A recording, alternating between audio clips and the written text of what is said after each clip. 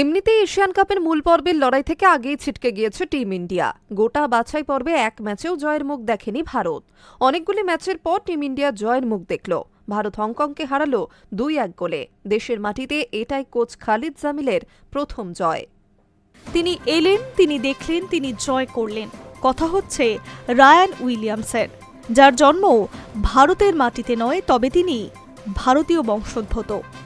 সুনীল ছেত্রী জাতীয় দলের জার্সিকে বিদায় জানানোর পর ভারতীয় দলের আক্রমণ ভাগে যে গভীর শূন্যতা তৈরি হয়েছে, মঙ্গলবার কোচিতে হংকংয়ের বিরুদ্ধে সেই শূন্যতা কিঞ্চিত পূরণ করলেন তিনি। নিজে গোল করলেন, সুযোগ তৈরি করলেন, আক্রমণ ভাগে ছকছকে করে দেখা গেল তার উপস্থিতি। সর্বোপরি দীর্ঘদিন বাদে টিম ইন্ডিয়া জয়ের মুখ দেখল। ভারত হংকংকে হারালো 2-1 গোলে। দেশের মাটিতে এটিই ছিল কোচ খালিদ জামিলের প্রথম জয়। এমনকি এশিয়ান কাপের মূল পর্বের লড়াইয়ে আগেই ছিটকে গিয়েছে টিম ইন্ডিয়া। গোটা বাছাই পর্বে এক ম্যাচেও জয়ের মুখ দেখেনি লিলিয়ান জুয়ালা ছাংতেরা। সেদিক থেকে দেখতে গেলে হংকংয়ের বিরুদ্ধে ম্যাচটি ছিল নিজেদের ঝালিয়ে নেওয়ার এবং আত্মসম্মানের।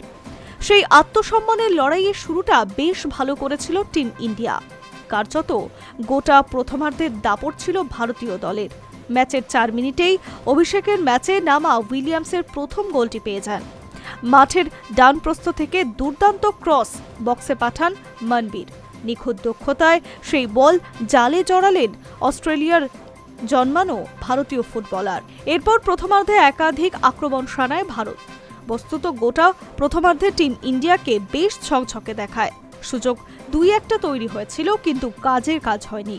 দ্বিতীয়ার্ধের শুরুতে খেলার গতি বিশেষ বদলায়নি, তবে ভারতীয় দল আক্রমণেই ছিল। দ্বিতীয়ার্ধে 5 মিনিটের মধ্যেই ফের গোল পেয়ে যায় টিম ইন্ডিয়া। আর এবার আকাশ মিশ্রর এক অনবদ্য শট জালে জড়িয়ে যায়। টিম ইন্ডিয়া ম্যাচে 2 গোলে এগিয়ে যাওয়ার পর মনে হচ্ছিল হয়তো খুব সহজেই জয় আসবে, কিন্তু এরপর টুইস্ট। একের পর এক খেলার গতির বিপরীতে গিয়ে ম্যাচের 65 মিনিটে গোল করে ব্যবধান কমায় হংকং।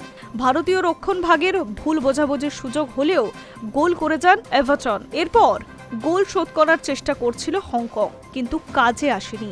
খেলা শেষ হয় 2-1 গোলে। দীর্ঘদিন বাদে জয়ের মুখ দেখল ভারত। তবে এই ম্যাচ জিতলেও পয়েন্ট টেবিলে ভারত শেষ করল সবার নিচেই। Hi news network.